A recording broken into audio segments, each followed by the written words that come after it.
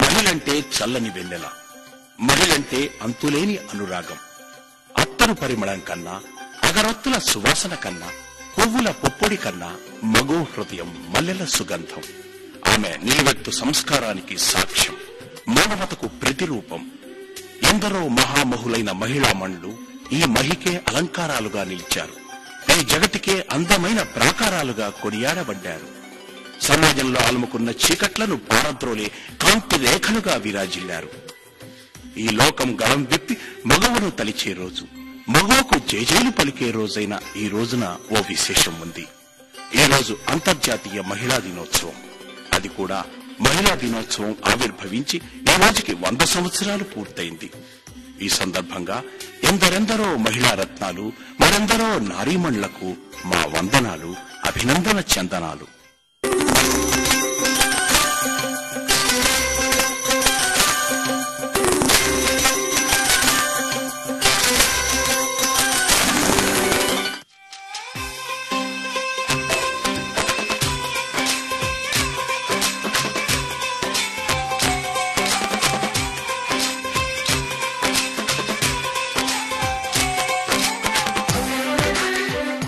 Hi friends, this is Anisha.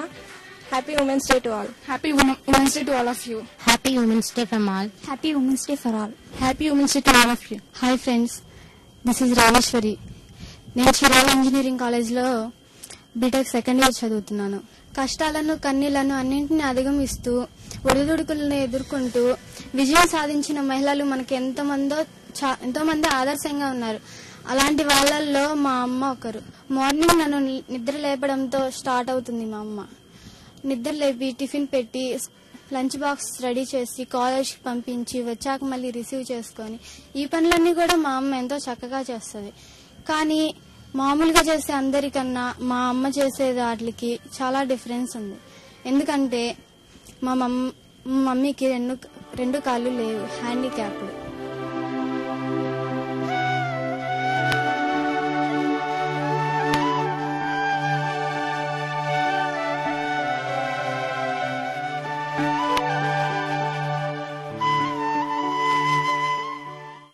రెండు కాళ్ళు లేకపోయినా ఆత్మవిశ్వాసంతో, మొక్కవోని ధైర్యంతో, సమాజంలో రెండు కాళ్ళు ఉండి కూడా ఎందరో చేయలేని పనులను తాను చేస్తూ అందరికీ ఆదర్శవంతంగా జీవితానికే ఒక ఛాలెంజ్ విసిరిన ధీర వనిత సుజాత. నమస్తే అండి, నా పేరు సుజాత. అందమైన ముగ్గు లాంటిదే జీవితం కూడా. నేను చిన్నప్పుడు మా అమ్మకి 2 అమ్మాయిలు, 1 అబ్బాయి. నేను అందరికంటే చిన్నదాన్ని. చదువులో గాని, ఆటలో గాని అన్నిట్లో చాలా చురుకుదాన్ని.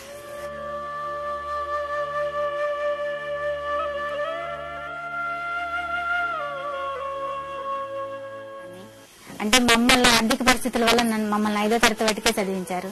తర్వాత మేము ఇక్కడ చేనేత కార్మికులు, మా నేత వృత్తి, మా చేనేత పని అంతా కూడా చేస్తూ అమ్మకి ఇంట్లో సహాయంగా ఉంటూ కన్నీళ్ళు దూడుతూ ఇచ్చులు దూడుతూ బాల్యం 16 సంవత్సరాల దాకా గడిచిపోయింది. అలాగా తర్వాత 16వ సంవత్సరం వచ్చాక అమ్మోళ్ళు నాకు మ్యారేజ్ చేశారు. 88లో నా మ్యారేజ్ అయింది. మ్యారేజ్ అయిన తర్వాత ఇంకా కొంతకాలం అలాగే సాగింది. కానీ వాళ్ళకు కూడా ఇల్లు వాకిలి ఏం లేదండి. కనీసం వెళ్ళినప్పుడు వాళ్ళకు కూడా తినడానికి ఆర్థిక పరిస్థితి వాళ్ళకి ఇబ్బంది. కానీ నేను వెళ్ళిన కాడి నుంచి బాగా పని చేశాను, వర్క్ చేశాను. అయినా కానీ వాళ్ళ దగ్గర నుంచి నేను మెప్పు పొందలేకపోయాను.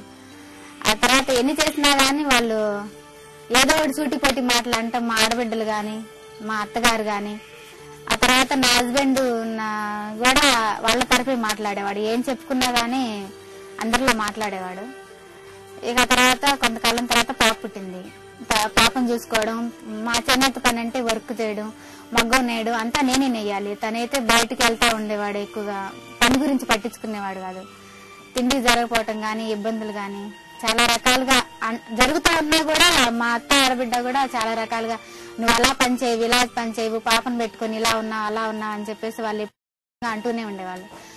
కానీ అప్పటికే 2-3 సార్లు ఆత్మహత్య ప్రయత్నం చేసుకున్నాను కూడా. కానీ పాప గుర్తొచ్చేసి తను ఎవరు చూసుకుంటారు ఎలా అని చెప్పేసి తన కోసమని నేను ఆగిపోయాను. కానీ బాగా నా మీద ప్రెజర్ ఎక్కువైపోయి ఇంకా ఎక్కువగా మాట్లాడుతుంటే తట్టుకోలేక ఇంకా ఆత్మహత్య ప్రయత్నం చేసుకున్నాను. అంటే చంపేయాలనుకుని ఒకసారి అయితే గురేసుకున్నానండి. ఒకసారి అయితే తీసుకున్నారు. తర్వాత ఇక ఇలా కాదని చెప్పేసి నేను అలా మమ్మల్ని ఇంటికి వచ్చేద్దాం అనుకున్నాను దారి పడుగుతా. కానీ సడన్ గా రైలు పట్టాలు వచ్చేటప్పటికి ఇక ఇదే మార్గం అనిపించేసి అంత ట్రైన్ కింద పడిపోయాను. ట్రైన్ కింద పడిన తర్వాత నా కాళ్ళు 2 కట్టయినాయి. కట్టయిపోయినాక భగవంతుడా మళ్ళీ నేను ఆ కూపంలో నుంచి బయటపడ్డాను, చంపేదామని నిర్ణయం తీసుకున్నాను. మళ్ళీ బతికించావేంటని పెద్దగా కేకలు పెడుతూ ఉన్నాను. కేకలు పెడుతూ ఉంటే ఇంకా తర్వాత వేరే పట్టాల నుంచి ఇంకో గూడ్స్ ట్రైన్ వస్తుంది.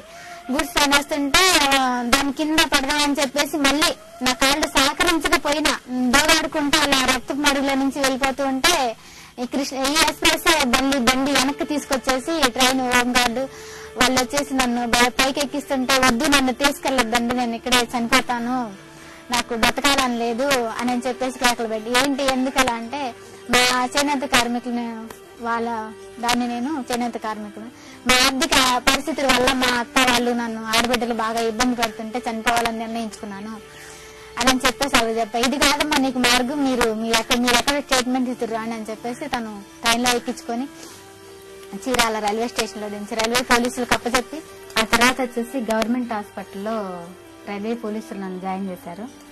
ఇంకా నేనేం చేసామని ఎందుకు ఇలా చేసావు అది ఇదని మా అత్త వాళ్ళు ఇంకా ప్రాధేయపడి అడిగితే ఇంకా నేను కేసు గీసు కూడా ఏమి అనలేదు. మిమ్మల్ని తీసుకెళ్తాను, నేను చాలా బాగా చూసుకుంటాను, ఇది వరకు లాగా కాదు అది అని చెప్పేసి నా భర్త నా దగ్గర ఏడ్చాడు. ఒక 6 months 7 months వాటికి బాగానే చూశారు. ఆ తర్వాత నుంచి వాళ్ళకి ఇంకా ఏం బుద్ధి పుట్టిందో మరి మ్యారేజ్ మా అబ్బాయికి మ్యారేజ్ చేయాల్సిందే అని చెప్పని అన్నారు. సరే మ్యారేజ్ చేసినా సరే నేను ఉంటాను, నేను పాపం చూసుకొని మీ అందరి దగ్గర ఉంటానన్నా. లేదు ఉండటానికి లేదన్నారు. అదే ఉండటానికి వీల్లేదు అంటూ ఇంకా కాళ్ళు మొండాన్ని ఇంకా నువ్వు నాకు దేనికి పనికి వస్తావు, నిన్ను పెట్టుకొని మేమేం చేయాలి, నువ్వు పనికి రావు, వైవాహిక జీవితానికి కూడా పనికి రావని చాలా ఏలం చేశాడు నా హస్బెండ్ కూడా. ఇక్కడ కూడా అక్కడ కూడా నువ్వు పని చేస్తావా అని అనేవాళ్ళు. నేను చేస్తాను, నేను సాధిస్తాను, నాకు మంచి స్థానంలో నిలబడతాను అని అప్పుడు చాలా మనసు బాధేసేది.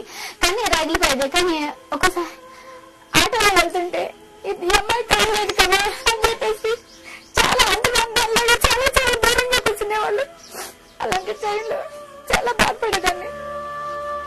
ఆయన మనసు దిటం చేసుకుంది, బతుకుపై ఆశ పెంచుకుంది, తన కూతురులో తన భవిష్యత్తు చూసుకుంది, స్వశక్తితో బతకటం ప్రారంభించింది.